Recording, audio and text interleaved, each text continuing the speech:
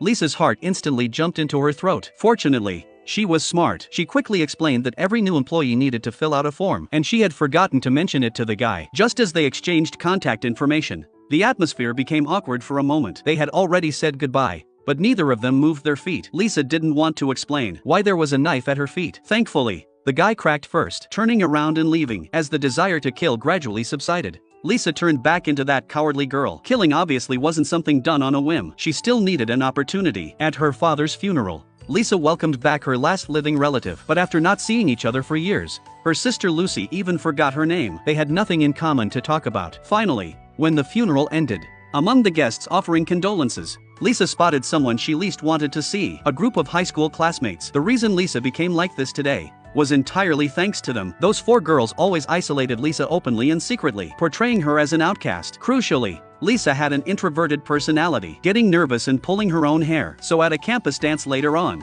the prank played by the 4 girls completely turned Lisa into a transparent person. She wanted to avoid those demons, but turning around, she saw her father being stuffed into a trash can. Just as Lisa felt immense anger, her sister Lucy came to say goodbye, saying she had already found an agent, planning to sell the house and car left by their father. Lisa instinctively wanted to refuse, but the other party once again habitually ignored her, just telling Lisa to move out as soon as possible. The money from the sale would be split between them. Without waiting for her to speak, Lucy hurried into her car and left. However, what Lisa truly couldn't accept was that on her way home, she found the agent handling the sale was none other than the leader of the 4 girls, Asha. She stood under the billboard in a daze, her heart filled with fear and grievance. Her hand couldn't help but reach for her hair, accompanied by a sharp pain. She actually tore off a patch of scalp, but before she could feel remorse, sudden barking came from the roadside. At some point, Lisa had let go of the dog leash, causing her father's dog to lie in a pool of blood. That was probably her only friend in this world. As the flames of revenge burned brightly in her heart, Lisa looked at the woman on the billboard with hatred. She found the dance hall where the other woman was. For the first time,